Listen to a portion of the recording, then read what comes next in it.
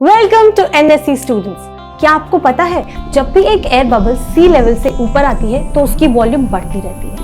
क्या आपने कभी सोचा है कि क्यों जब हम एक बलून को प्रेस करते हैं तो वो बस्ट हो जाता है? इन सभी क्वेश्चंस के आंसर्स आज की क्लास में मिलेंगे, क्योंकि आज हम पढ़ने वाले हैं बॉयल्स लॉ के बारे में, जिसपे ये सब बेस्ड है। ऑल्सो हम पढ़ने वाले हैं प्रेशर की यूनिट्स, वॉल्यूम की यूनिट्स और गैस कांस्टेंट के बारे में। So just get ready for an amazing experience.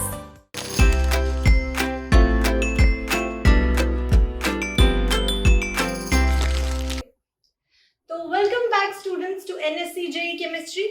Okay, तो यहाँ पर सबसे पहले तो जो नए स्टूडेंट्स आए हैं उनको वेलकम। एंड अगर आपने हमारा प्रीवियस वीडियो नहीं देखा है तो यहाँ पे आपको समझ आ जाएगा, बट प्लीज जाकर उस वीडियो को भी जरूर देख लीजिएगा। वहां पे हमने आइडियल गैस इक्वेशन को डिराइव किया था और आज हम उसी का कंटिन्यूएशन कर रहे हैं। एंड ऑल्सो आप लोगों से एक रिक्वेस्ट है, अगर आपको हमारी वीडियो अच्छी लगे तो प्लीज इसे लाइक कीजिएगा, शेयर कीजिएगा, थोड़ा बहुत अपने दोस्तों का भी भला कर दीजिएगा। और वो रेड वाला बटन जो है ना, वो सब्सक्राइब का है, उसे प्लीज सब्सक्राइब कर दीजिएगा। ओके, तो चलिए हम स्टार्ट करते हैं। लास्ट क्लास में हमने आइडियल गैस इक्वेशन को डिराइव किया था। अब हम उसके आगे पढ़ेंगे। ये जो आपकी स्क्रीन पे आपको दिख रही है, क्या है ये? यही है आपकी ideal gas equation, PV is equal to nRT। Okay, अब थोड़ा सा हम इसके बारे में स्टडी करने वाले हैं। अब हम क्या स्टडी करने वाले हैं इसके बारे में देखिए। अगर मैं यहाँ पर P की बात करती हूँ तो P यहाँ क्या है? P है यहाँ पे प्रेशर। बिल्कुल, अगर हम प्रेशर की बात करें तो प्रेशर क्या होता है? फिजिक्स में पढ़ा है ना हमने। प्रेशर क्या होता है? Force per unit area. तो क्या मैं प्रेशर को लिख दूं F/A? बिल्कुल लिख सकते हैं, कोई प्रॉब्लम नहीं है। वहीं पे अगर मैं वॉल्यूम की बात करूं तो वॉल्यूम क्या होता है? अगर हम वॉल्यूम को लिखें आगे तो उसे किस तरह से लिख सकते हैं हम? क्या हम उसको लिख सकते हैं लेंथ क्यूब? बिल्कुल, हम उसको लिख सकते हैं लेंथ क्यूब। अगर मैं फोर्स की बात करूं तो फोर्स पर यूनिट एरिया है। एरिया क्या होता है? लेंथ का स्क्वायर। बिल्कुल सही। तो यहां से अगर आप PV लिखोगे तो क्या होगा? F/L² dot L cube, right. यहां से अगर ये कट जाए तो क्या बन जाएगा? F.L। F.L क्या है? F.L क्या होता है? वर्क डन होता है। बिल्कुल, F.L क्या होगा? आपका वर्क डन, या फिर हम बोल सकते हैं इट इज अ एनर्जी। तो अब यहां से हमें क्या दिख रहा है कि जो PV है वो एक एनर्जी की यूनिट है। अगर आपका एक साइड एनर्जी का यूनिट है तो दूसरी साइड क्या होगा? दूसरी साइड भी एनर्जी का यूनिट होगा और दोनों इक्वल होंगे। तो हम क्या बोल सकते हैं कि जो हमारी PV is equal to nRT equation है, ये और कुछ नहीं, ये हमें क्या दिखा रही है? Conservation of energy. ये हमें दिखा रही है कंजर्वेशन ऑफ एनर्जी को। तो यहां से हमें बड़ी इंटरेस्टिंग बात पता चली कि जो PV is equal to nRT है वो हमें एक बहुत इंपॉर्टेंट चीज बता रही है, that is conservation of energy. Okay, तो अब स्टार्ट करते हैं। क्या है? Units of pressure. Units of pressure देखने में बहुत सिंपल टॉपिक लगता है, बट है बहुत ज्यादा इंपॉर्टेंट टॉपिक।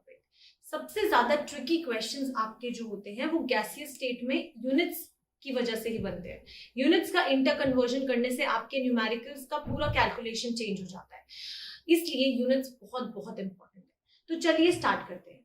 तो जब आप यूनिट्स ऑफ प्रेशर की बात करते हैं, जो सबसे कॉमन आपके प्रेशर की यूनिट है, जो आप सबसे ज्यादा यूज करते हैं, वो है एटमॉस्फेयर।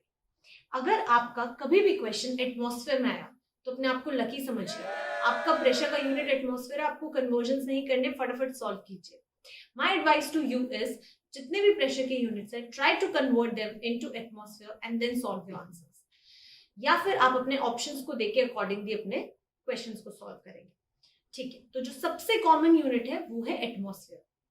अब एटमॉस्फेयर की बात करते हैं तो अगर आप देखेंगे तो 1 एटमॉस्फेयर जो होता है that is always equal to 101.325 kilo Pascal's.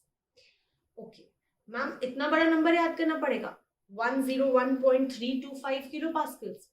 बिल्कुल नहीं, मैं आपको इसकी एक ट्रिक बताऊंगी।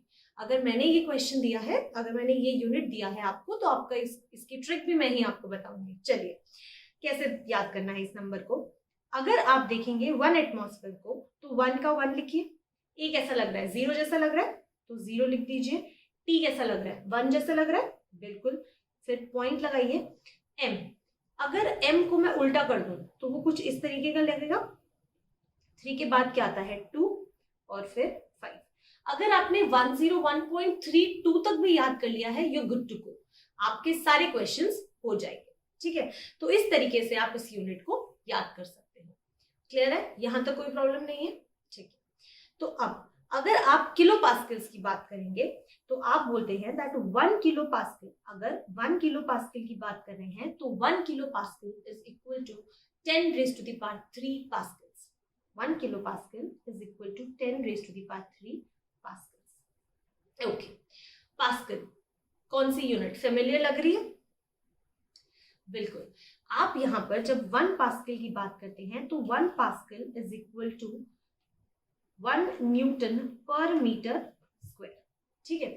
तो न्यूटन पर मीटर स्क्वायर जो यूनिट है, जल्दी से बताइए कि ये SI यूनिट है कि सीजीएस यूनिट? न्यूटन फोर्स की यूनिट होती है, मीटर क्या है? SI यूनिट है। तो ये जो होती है ये आपकी SI यूनिट है, ठीक है। बहुत इंपॉर्टेंट है हमें SI और सीजीएस के बीच का डिफरेंस समझना, ठीक है। वहीं पे अगर मैं आपसे प्रेशर की सीजीएस यूनिट की बात करूं, सीजीएस यूनिट क्या होगी प्रेशर की? तो वहां पे आपकी प्रेशर की सीजीएस यूनिट होती है डाइन पर सेंटीमीटर स्क्वायर। डोंट वरी, बहुत रेयर चांसेस हैं कि इन यूनिट्स में क्वेश्चंस आए, बट स्टिल हमें पता होना चाहिए। तो SI यूनिट हो गया, ये है आपकी सीजीएस यूनिट। ओके, अब वापस से आ जाते हैं अपने एटमॉस्फेयर पे, और क्या क्या यूनिट्स हमें मिलती हैं उनके बारे में डिस्कशन करते हैं। Your 1 atmosphere is also equal to 760 mm of Hg। Question आता है मैम mm ऑफ Hg क्या होता है? इसके बारे में भी हम डिस्कशन करेंगे अपने आगे चैप्टर में। अभी के लिए हमें सिर्फ इतना समझना है कि ये एक यूनिट होता है, ठीक है, प्रेशर का। वहीं पे अगर आप 1 एटमॉस्फेयर की बात करेंगे then it is also equal to 76 centimetre of Hg। Okay, अब यहां से एक और चीज याद करनी है, नोट बना के आप लिख सकते हैं दैट 1 मिलीमीटर जो होता है आपका that is also equal to 1 Torricelli, ठीक है। तो अगर 1 millimetre is equal to 1 Torricelli तो 1 atmosphere is equal to 760 Torricelli. तो इसमें भी आपको कई बार यूनिट्स मिल जाते हैं, ठीक है। इसके बाद में एक यूनिट जो होता है जो बहुत बार यूज होता है वो होता है बार।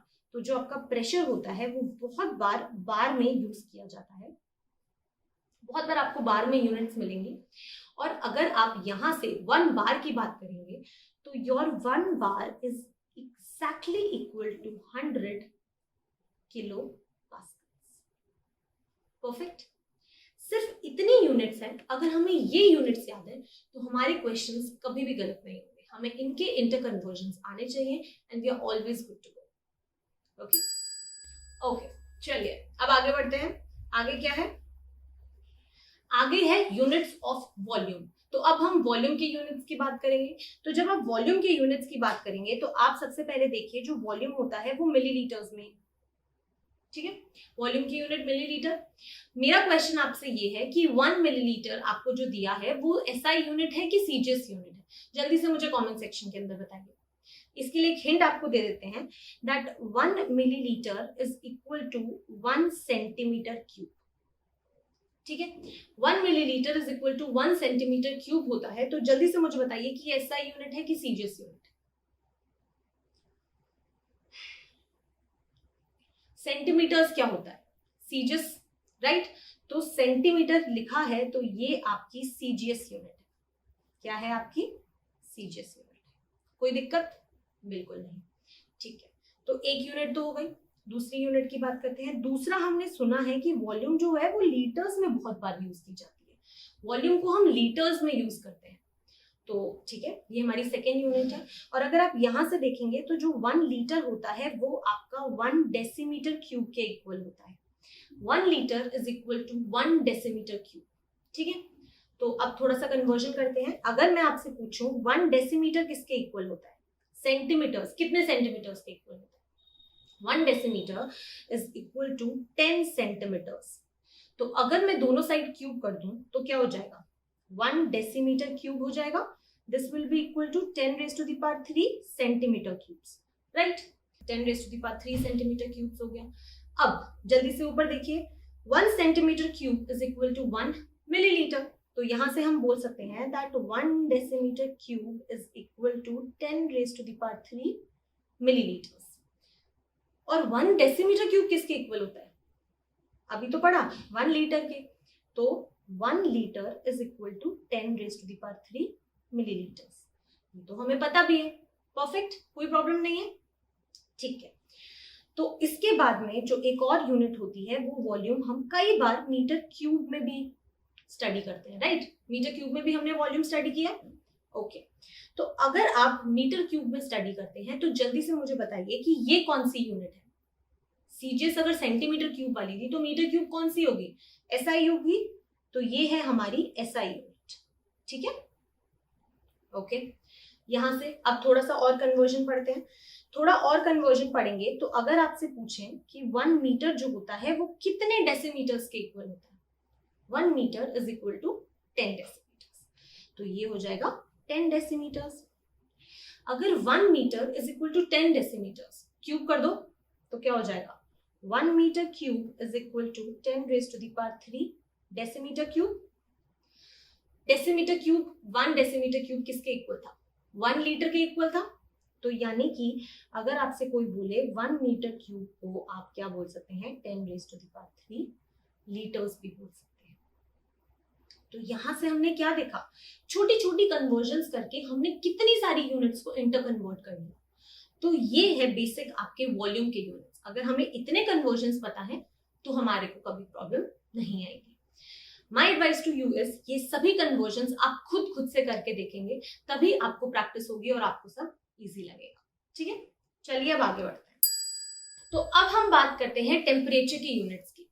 टेम्परेचर की यूनिट्स इतना ट्रिकी नहीं है जितना वॉल्यूम और प्रेशर था. बहुत सारी यूनिट्स थी. नहीं, एक बात हमेशा याद रखना, केमिस्ट्री में जब भी आप क्वेश्चंस को सॉल्व करोगे तो आप टेम्परेचर को कभी भी डिग्री सेल्सियस में नहीं लोगे.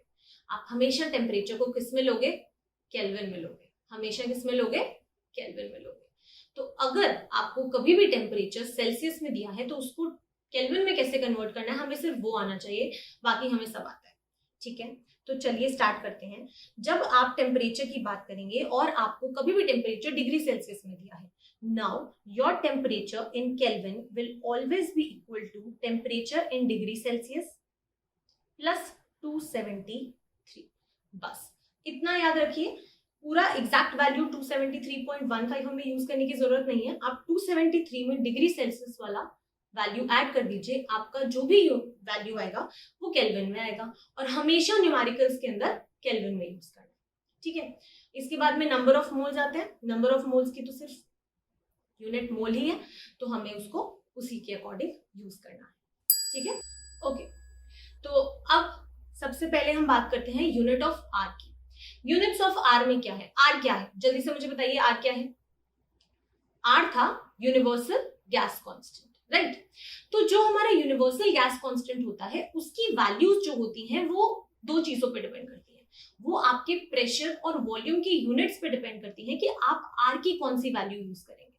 ठीक है. तो चलिए अब हम देखते हैं कि आर की वैल्यूज कैसे डिपेंड करती है.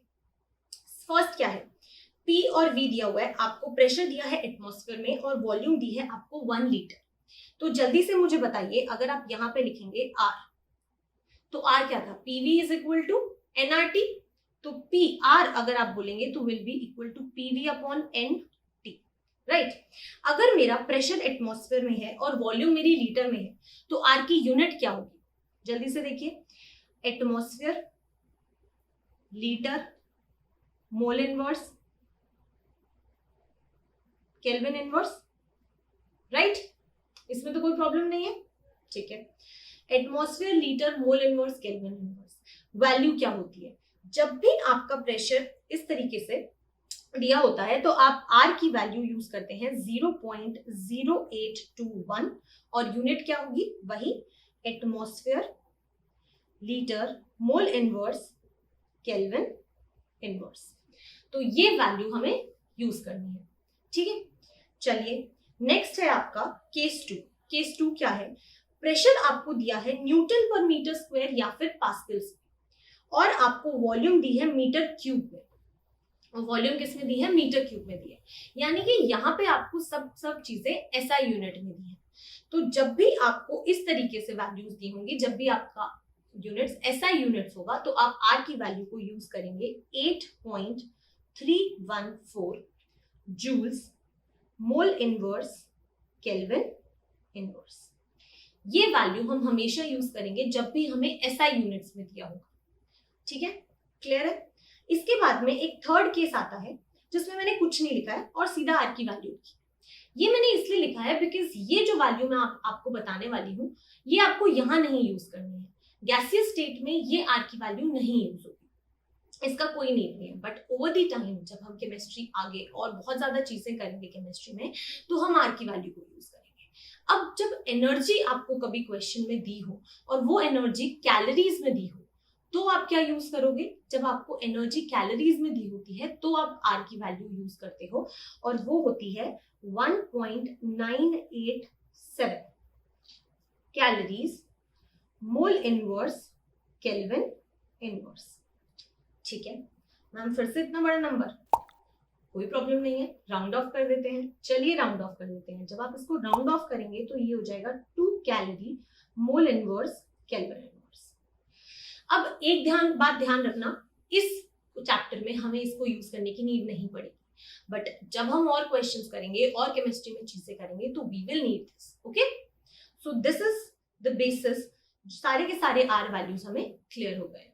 ओके, तो याद हो जाएगा 2 कैलोरीज, जब भी एनर्जी जो कैलोरी में दी हो तो 2 वैल्यू यूज करनी है।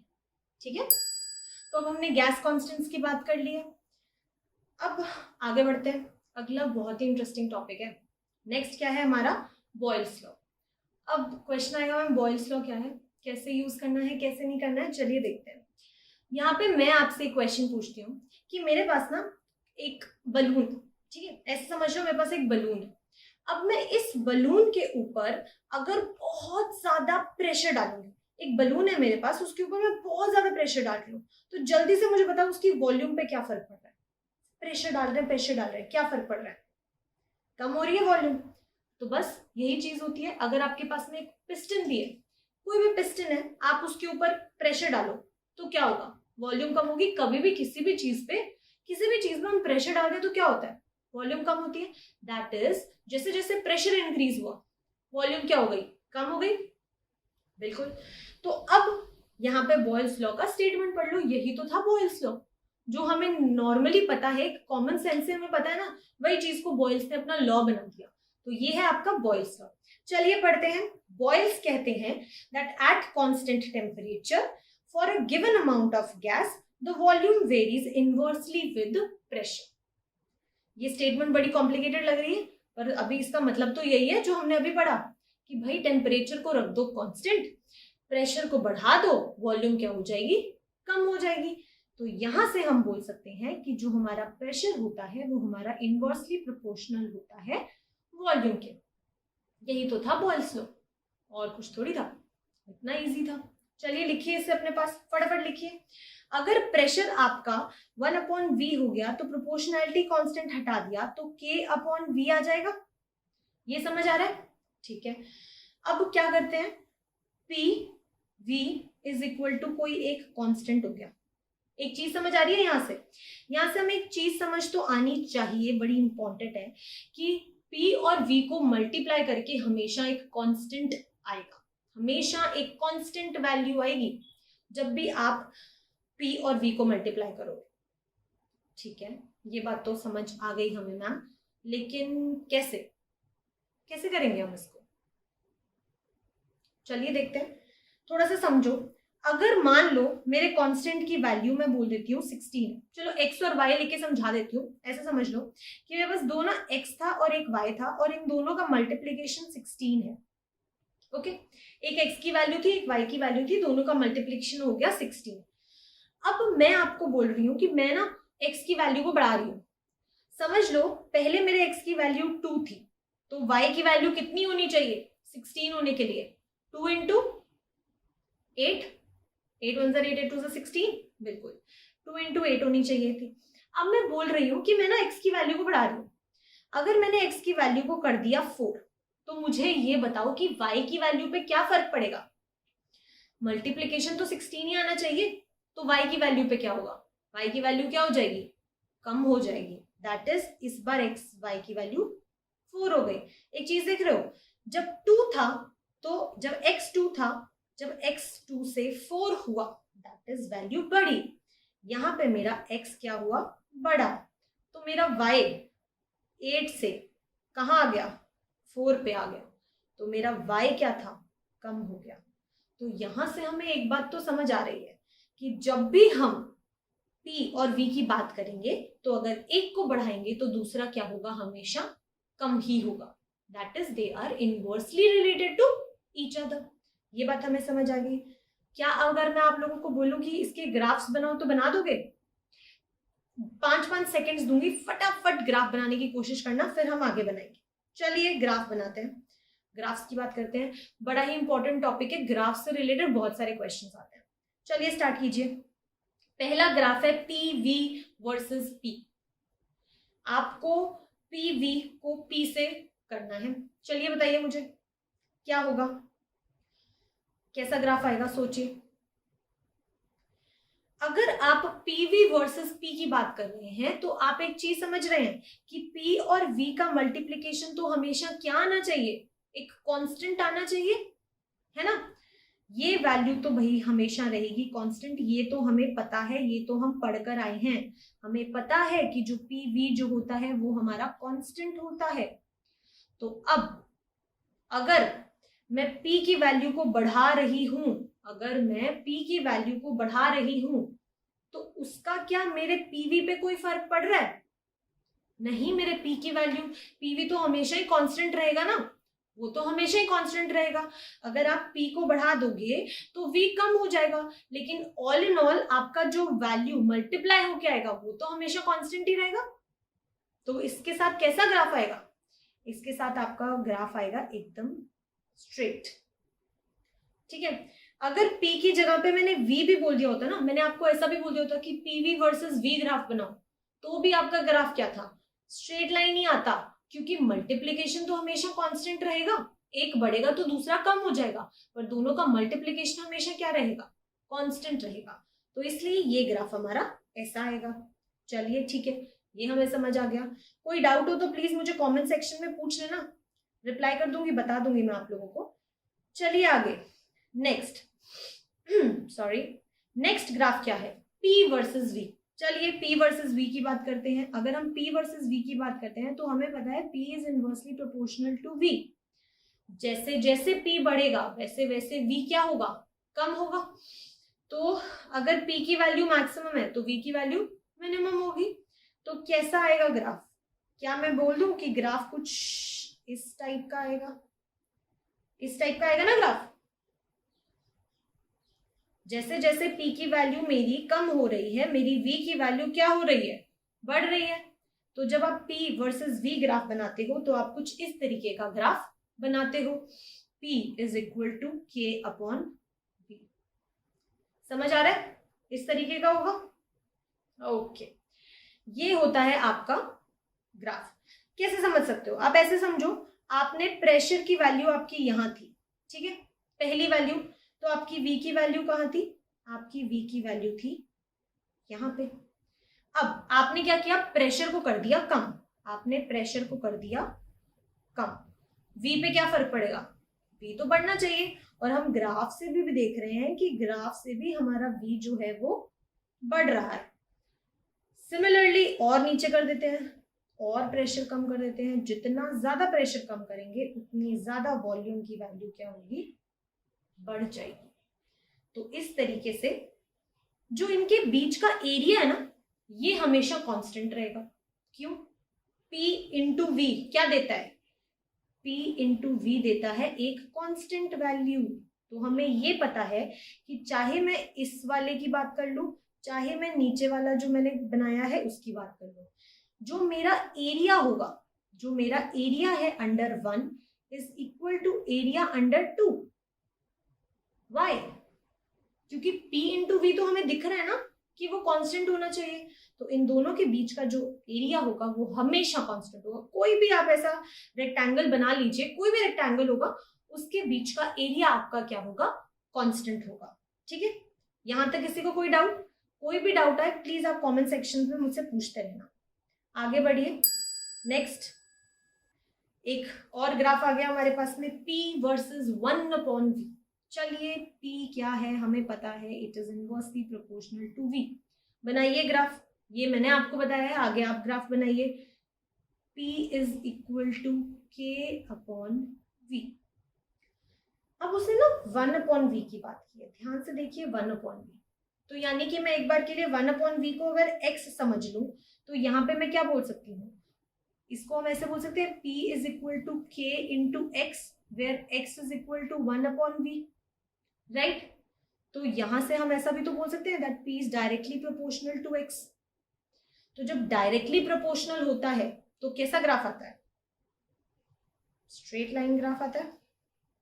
तो क्या होगा हमारा P versus 1/V graph, straight line graph होगा। बिल्कुल, वेरी गुड, इजी था, बिल्कुल। ठीक है, तो नेक्स्ट ग्राफ जो हमारे सामने है वो है log P versus log V। अब अगर आप log P versus log V की बात कर रहे हैं तो उसको कैसे करेंगे? सबसे पहले हमें क्या करना है, हमें लिखना है relation. We know that pressure is inversely proportional to volume, right. चलिए प्रोपोर्शनैलिटी हटा देते हैं, P is equal to K/V हो जाएगा। अब क्या कीजिए, दोनों साइड log ले लीजिए। जब log लेंगे तो वो क्या होगा, log P is equal to log K minus log V। ठीक है, ये हमने log ले लिया, log P is equal to log K minus log V। Clear है? अब इसके बाद क्या करना है, इसके बाद में सोचिए स्ट्रेट लाइन इक्वेशन क्या होती है, y is equal to mx plus c, right. तो ये होती है। अगर यहां से आपसे मैं पूछूं कि यहाँ पे c जो होता है वो आपका इंटरसेप्ट होता है, राइट। वो क्या होता है, आपका इंटरसेप्ट होता है, ओके। और m क्या होता है, आपका स्लोप होता है। तो जल्दी से मुझे बताइए कि आपका c क्या है, इंटरसेप्ट क्या है? Intercept is log k, intercept is log k। वहीं पे स्लोप कितना है, slope is -1, because x axis पे आपका log v है और y एक्सिस पे log p है। तो अगर मेरा स्लोप -1 है और इंटरसेप्ट log k है तो ग्राफ कैसा बनेगा, ग्राफ बनेगा कुछ इस टाइप का, राइट। जहां पे ये आपका स्लोप होगा which is -1, that is m which is equal to tan theta is equal to -1। ठीक है, वहीं पे ये आपका इंटरसेप्ट होगा which is log k। Clear है? तो इतना इजी है सभी ग्राफ्स को हमारे लिए बनाना। ओके, तो अब यहाँ पे हो गए हमारे ग्राफ्स पूरे। थोड़ा सा क्वेश्चंस देख लेते हैं, बिकॉज ग्राफ से रिलेटेड आपके बहुत सारे क्वेश्चंस पूछे जाते हैं। ठीक है, एक छोटी सी ट्रिक भी है। ट्रिक तो क्या है, मतलब तरीका है उस क्वेश्चन को सॉल्व करने का। आपको अच्छा लगे, आपको इजी लगे तो हम उसी के लिए ट्राई कर रहे हैं। चलिए देखिए क्वेश्चन क्या है। क्वेश्चन देखिए, क्वेश्चन कहता है that which is greater between T1 and T2। हमें ये तो पता है कि टेम्परेचर को हमें कांस्टेंट रखना है। अब वो बोलता है that which is greater between T1 and T2। T1 और T2 में से कौन सा बड़ा है। ये आपको दो ग्राफ्स दिए हुए हैं। चलिए 1 मिनट देते हैं हम आपको, आप सोचिए कैसे करेंगे आप इस क्वेश्चन को। P और V दिया हुआ है और दो कर्व्स दिए हुए हैं और T1 और T2 में से कौन सा बड़ा है ये पूछ रहे हैं। सोचिए कैसे करेंगे। चलिए एक तरीका हम बताते हैं, दूसरा तरीके से आप ट्राई कीजिएगा। अगर मैं यहाँ पर एक पार्ट को कांस्टेंट कर देती हूँ, ऐसे समझ लीजिए हम ना एक स्ट्रेट लाइन लगा देते हैं। चलिए हमने एक स्ट्रेट लाइन लगाई, हमने इस तरीके से एक स्ट्रेट लाइन लगा दी। ठीक है, तो अगर मैंने एक स्ट्रेट लाइन लगाई है तो आपको समझ आ रहा है स्ट्रेट लाइन के अलोंग क्या है, हमारी वॉल्यूम कांस्टेंट है। बिल्कुल, तो यहाँ ना मैंने वॉल्यूम को कांस्टेंट कर दिया। जब मेरी वॉल्यूम कांस्टेंट है तो आइडियल गैस इक्वेशन क्या होती है, PV is equal to NRT। ठीक है, नंबर ऑफ मोल्स हमारे कांस्टेंट है, आर हमारा कांस्टेंट होता है, वॉल्यूम को भी हमने क्या कर दिया, कांस्टेंट कर दिया। तो ये भी कांस्टेंट है, ये भी कांस्टेंट है, ये भी कांस्टेंट है। तो मुझे एक चीज समझ आ गई कि जो मैं पी है वो डायरेक्टली प्रोपोर्शनल टू टी है। जैसे जैसे पी बढ़ेगा वैसे वैसे टी बढ़ेगा, ठीक है। तो T1 के कोरिस्पॉन्डिंग P देख लीजिए, ये क्या होगा आपका P1 होगा, और T2 के कोरिस्पॉन्डिंग ये होगा आपका P2। जल्दी से मुझे बताइए कि P1 और P2 में से कौन सा बड़ा है। तो हम बोलेंगे that P2 is more than P1। अगर P2 is more than P1 तो T1 और T2 में से कौन सा बड़ा होगा, डायरेक्टली प्रोपोर्शनल है ना। तो obviously T2 is more than T1। ये तरीका है आपका इस क्वेश्चन को सॉल्व करने का। क्लियर है, ठीक है। सेम इसी चीज को अगर आपको एक और तरीके से करना होता, एक और तरीके से कैसे कर सकते हैं, चलिए इसका ऑल्टरनेट देखते हैं। अगर आपको सेम क्वेश्चन मैं आपको दे देती हूं, अगर आपको क्वेश्चन दिया जाए, सेम क्वेश्चन है, ये बनाया हमने, ये बनाया हमने, यहाँ पे ये आपको दिया हुआ है प्रेशर और ये आपको दिया हुआ है वॉल्यूम, और क्या दिया हुआ था, और हमें दिए हुए थे 2 स्लोप्स, ठीक है। तो समझ लीजिए ये है हमारा और दूसरा है ये, ठीक है। तो ये था आपका T1, ये था आपका T2। अब आपसे पूछा गया है कि जल्दी से हमें बताइए, वॉल्यूम को कांस्टेंट करके तो हमने समझ लिया था, अब हम दूसरा तरीका समझते हैं। दूसरे तरीके के लिए आपको क्या करना है, आप ना प्रेशर को कांस्टेंट कर दो। इस बार हमने क्या किया, हमने ना प्रेशर को कांस्टेंट कर दिया, ठीक है, और एक स्ट्रेट लाइन लगा दी, सेम जैसे वॉल्यूम को कांस्टेंट किया था। अगर मेरे को पता है कि इस बार मैंने PV is equal to nRT किया, इसमें से मैंने प्रेशर को कांस्टेंट कर दिया, तो जब मैंने प्रेशर को कांस्टेंट कर दिया तो P कट गया, नंबर ऑफ मोल्स कांस्टेंट है, R कांस्टेंट है। तो इस बार क्या हो गया, मेरा जो V है वो डायरेक्टली प्रोपोर्शनल टू T आ गया, ठीक है। अगर आपको यहाँ पे स्ट्रेट लाइन बनानी है, अगर आप यहाँ पे स्ट्रेट लाइन बनाओगे तो आप क्या करोगे, आप बोलोगे कि ठीक है T2 के डायरेक्टली यहाँ पे लगाऊं और एक यहाँ पे लगेगी, ठीक है। अब यहां से आपको क्या समझ आ रहा है कि जो T2 के कोरस्पॉन्डिंग V है, ये जो आपका ये वाला है, ये क्या होगा आपका, ये हो जाएगी आपकी V2, और जो ये वाला पार्ट है ये हो जाएगा आपका V1। जल्दी से बताइए V1 और V2 में से ज्यादा बड़ा कौन सा है। तो हम क्या लिखेंगे, that V2 is more than V1। अगर आपका V2 V1 से ज्यादा है तो T क्या होगा, T में क्या रिलेशन आएगा, डायरेक्टली प्रोपोर्शनल है ना, तो क्या हो जाएगा T2 is more than T1। तो आपकी मर्जी है, आप इस तरीके से दोनों तरीके से सॉल्व कर सकते हो। आप चाहे प्रेशर को कांस्टेंट ले लो, आप चाहे वॉल्यूम को कांस्टेंट ले लो, आपको जो आसान लगता है आप उस तरीके से इस क्वेश्चन को सॉल्व कर सकते हो। सबसे पहले एक चीज को कांस्टेंट करो, उसके बाद में अपनी आइडियल गैस इक्वेशन लिखो, काटो, 2 टर्म्स रहेंगी, उनका रिलेशन देखो, वो इनवर्सली प्रोपोर्शनल है कि डायरेक्टली प्रोपोर्शनल है। एक को आप एक्सिस के हिसाब से चेक कर सकते हो, और जो ग्राफ में आपसे पूछा है अकॉर्डिंगली आप उसका आंसर दे सकते हो। इसी तरीके से हर ग्राफिकल क्वेश्चन को आप सॉल्व कर सकते हो। आई एम श्योर अब ऐसे क्वेश्चंस को सॉल्व करने में आपको कोई प्रॉब्लम नहीं है, ठीक है। तो इस तरीके से इस तरह के ग्राफिकल क्वेश्चंस को हम सॉल्व करेंगे। चलिए अब आगे बढ़ते हैं, अगला क्वेश्चन करते हैं। थोड़ी सी प्रैक्टिस तो जरूरी है कोई भी टॉपिक करने से पहले। तो एक और क्वेश्चन आ गया हमारे पास में। अब हमारा नेक्स्ट क्वेश्चन क्या है, क्वेश्चन बोलता है that at what pressure a quantity of gas will occupy a volume of 60 ml if it occupies a volume of 100 ml at a pressure of 720 ml। एक चीज तो हमें समझ आ रही है कि प्रेशर तो हमसे पूछा है और वॉल्यूम हमें दी है, और हमें ये भी बताया है कि टेम्परेचर कांस्टेंट है। तो इमेजिन कीजिए, याद कीजिए कि अगर आपको प्रेशर दिया है, आपको वॉल्यूम दी है और टेम्परेचर कांस्टेंट है, तो ये क्वेश्चन किसका है। देखो अभी तो हमने बॉयल्स लॉ पढ़ा है तो हमें पता है कि ये बॉयल्स लॉ का है, बट जब हम बाकी के लॉज भी पढ़ लेंगे तो थोड़ी सी कंफ्यूजन आ सकती है। तो आपको क्वेश्चन पढ़ के सबसे पहले लॉ पता होना चाहिए, ठीक है। यहाँ तो मुझे पता लग रहा है कि किसका क्वेश्चन है, ये हमारा क्वेश्चन है बॉयल्स लॉ का, ये हमारा क्वेश्चन है बॉयल्स लॉ का, ठीक है। चलिए जब भी क्वेश्चन में कुछ भी दिया हो ना, सबसे पहले अंडरलाइन कर लिया करो। क्या बोल रहा है, व्हाट प्रेशर, प्रेशर तो वो पूछ रहा है।